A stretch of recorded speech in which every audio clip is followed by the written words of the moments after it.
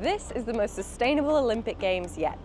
Did you know that throughout the Paris 2024 Olympic and Paralympic Games, over 13 million meals will be served? That 16,000 beds are needed for athletes alone? And millions of spectators are going to watch the games in person? With numbers like this, the team behind Paris 2024 has learned to do more with less, do better, and leave a useful legacy. Prioritizing sustainability in every detail, small and large. In this video, we're going to break down everything from Paris 2024's venues to its food, transportation options, accessibility, circularity, legacy, and more.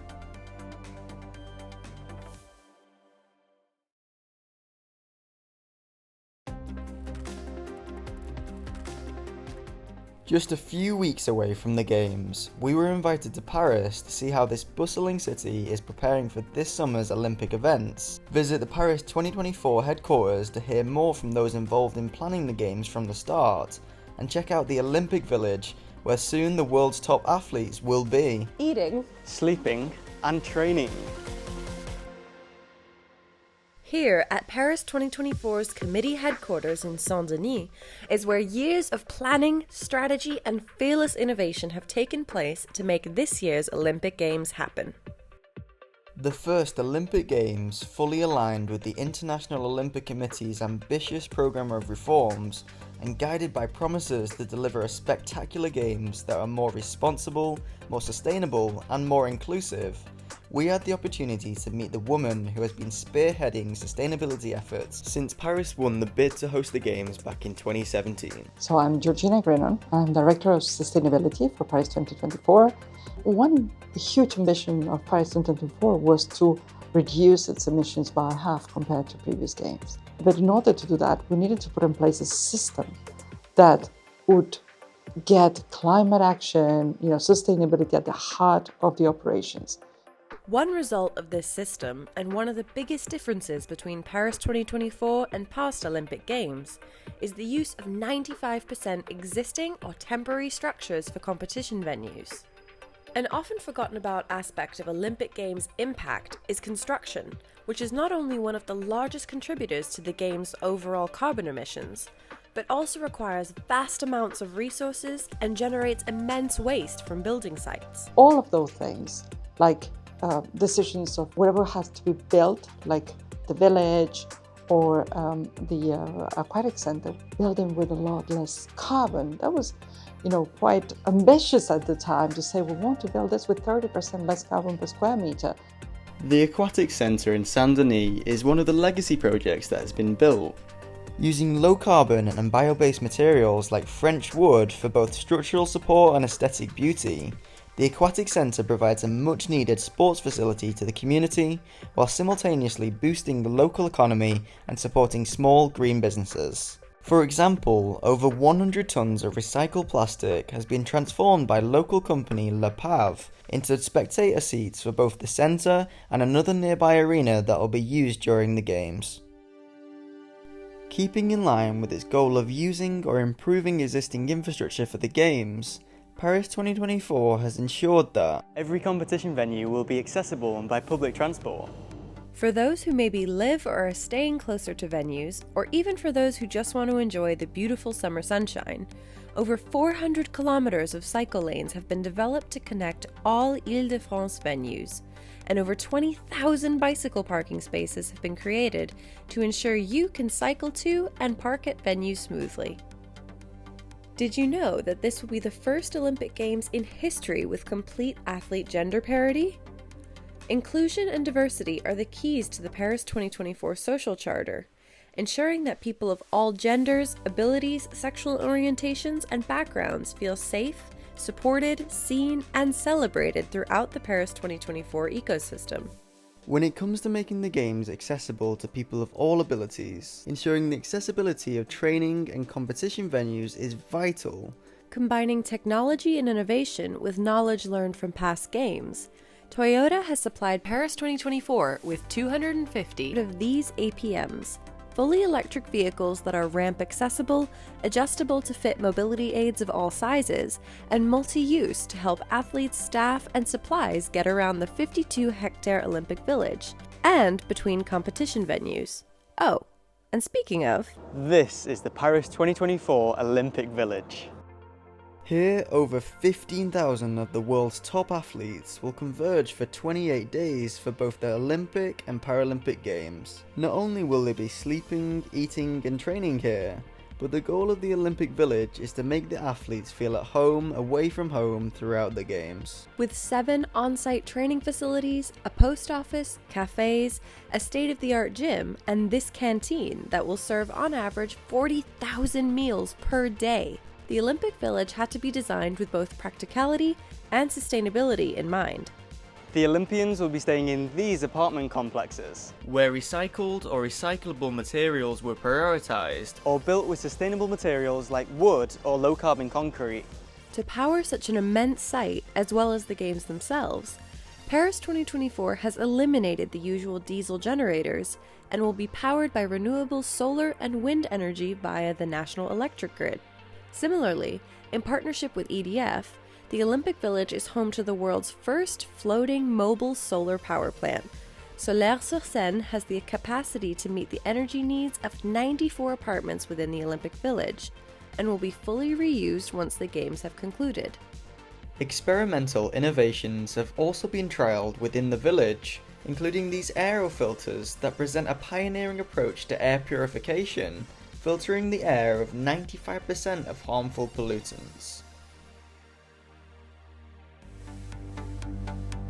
Did you know that 16,000 beds are needed for the athletes throughout the Games? As well as mattresses and pillows that must also be customizable based on height, weight, preferred firmness, and more. As you may have heard about on the news, each bed produced by Japanese company Airweave is made from fully recyclable cardboard. But how can cardboard be strong enough to support athletes? Simple, the interior structure of cardboard, like honeycomb in a beehive, can withstand both enormous weight and lots of movement, while also being able to be fully recycled afterwards. We even had the chance to jump on the bed to put it to the test. Upon arrival at the village, athletes will also receive a 5-minute mattress fitting session to ensure that their desired mattress firmness is fully customized to their preferences. After the Games are over, most athletes choose to take the duvets home with them as unique memorabilia from the Games, and all mattresses and pillows will be distributed to various schools, charities, and the armed forces. Located in the hub of the Cité du Cinéma, the Olympic Village restaurant will be serving up to 40,000 meals every day, with over 13 million meals prepared across all Olympic venues throughout the Games. That's the equivalent of the amount of food provided at 10 World Cup tournaments.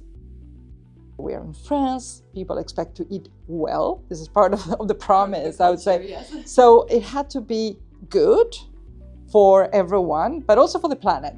And one of those is reducing emissions by 50% compared to an average French meal. And this is why, for spectators, we'll be proposing 60% of the offering will be vegetarian. One of the venues, like Concorde, which is the urban sites venue, will be 100% vegetarian, right?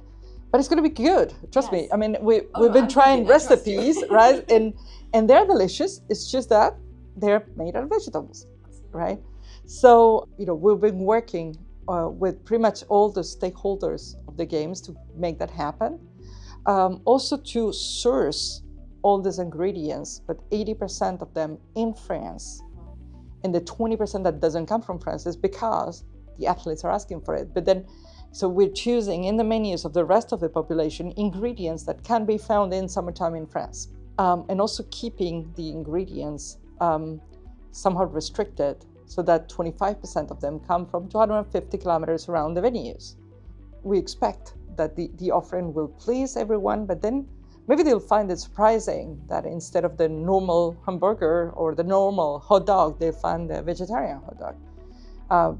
But we believe that this is something, it's worth putting through and showing the world that it is possible, Not only implemented within the Paris 2024 food plan, One of the goals from the start has been to achieve near-total circularity, leaving as minimal of a negative impact on the city and environment as possible. Paris 2024 was able to reduce the amount of furniture pieces needed from 800,000 to 600,000, a huge first for the Olympic Games, and 90% of the items needed have been assured by contract to be given a second life, including all of this gym equipment. The second life of things, the chair you're sitting on, it knows exactly where it's going to go after the games. Various local businesses help to create truly unique pieces for both the Games and the Olympic Village. But nothing is more sought after at the Olympics than the medals, of course.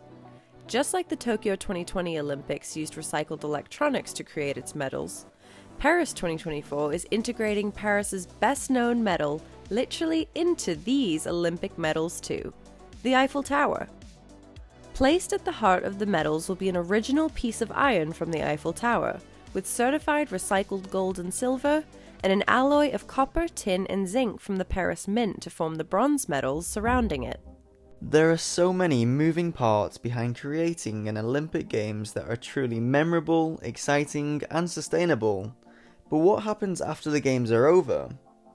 We've covered a bit about the second life secured for physical items in the Games, but what impact or legacy is Paris 2024 leaving on both the region and the French public as a whole? Conceived first as an eco-neighbourhood, the Olympic Village will be transformed after the Games into a new business and residential district, providing workplaces, affordable housing, supermarkets, green spaces, and even 2 schools for residents, with close access to the new Aquatics Centre. Paris 2024 also employed over 181,000 people, and in order to aid both an ecological transition and socio-economic development, has developed with partners various platforms and tools to allow future events to follow its lead. Our favourite being Coach Climate, a free tool to enable event organisers to assess and reduce the carbon footprint of their events regardless of their expertise or scale. So with climate, for example, you cannot just change in overnight. You need organizations to really start making hard decisions today if they want to see results tomorrow. And I think what we are proving is that sometimes out of finding more sustainable solutions, you can even make savings.